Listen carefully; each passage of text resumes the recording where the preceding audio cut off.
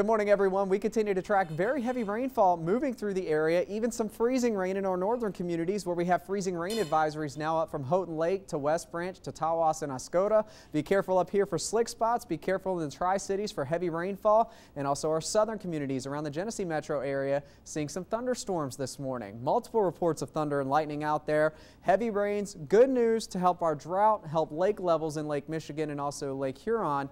Bad news, the ground's frozen. We've got snowpack on the ground. That could lead to localized flooding as we head throughout the next couple of hours. So please be careful, and we have another flood potential coming in overnight tonight. So here's the radar out of the Genesee metro. Again, Flint, downtown Flint through Clio, Frankenmuth south through Owasso, Swartz Creek, west side of Flint, moving into Grand Blanc and Fenton. Very heavy rainfall, a little bit of lightning, a little bit of thunder. Good news, these storms are not severe, but they are producing some very significant downpours moving into Davison and Lapeer. We'll move a little bit more towards the north, talking about the Tri-Cities metro area. Bay City, Midland, Saginaw, in and out of the heavy rain. The heaviest of the rainfall for Midland is now east of our area. Once we get this little back edge moving towards the east, that'll be the end of the very significant rainfall. And then we have to talk about the freezing rain potential. Notice the pink showing up here through West Branch, Rose City, Houghton Lake. It looks like we're quieting down now, but over towards Tawas and Oscoda, again, these locations could pick up a little bit of freezing rain this morning as temperatures are at or just above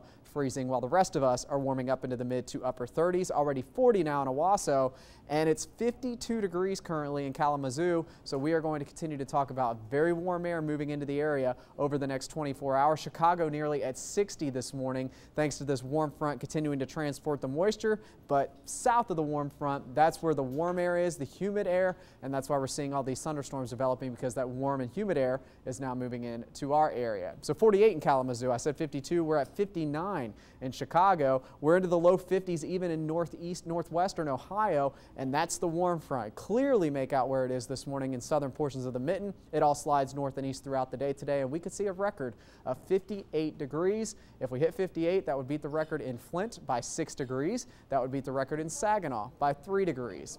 Big stuff when you're talking about temperatures that are just so warm for this time of year. So here goes the warm front. Over the next 24 hours, we'll start to lose a little bit of the rainfall this afternoon, but watch what happens overnight. Our next cold front moves in. Rain develops again across the area. It's likely we'll see thunderstorms, which thunderstorms are responsible for producing heavy rainfall. And again, on top of frozen ground with snowpack and melting snow, we're likely going to see some localized flooding, and flood watches will go into effect tonight and last into the early morning hours tomorrow.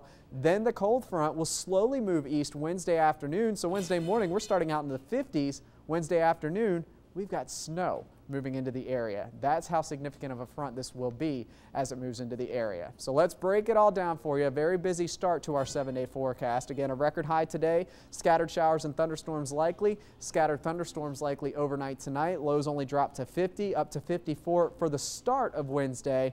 But by Wednesday afternoon, we'll likely drop down into the 30s, and overnight, we'll see temperatures into the upper teens and low 20s. Thursday's high temperatures with widespread lake effect snow. 23 degrees, 18 degrees on Friday. So much colder air moves in after the record-setting highs today and possibly tomorrow as well. But again, the big thing to take away from your forecast is the potential for flooding. Flood watches in effect overnight tonight and into Wednesday morning.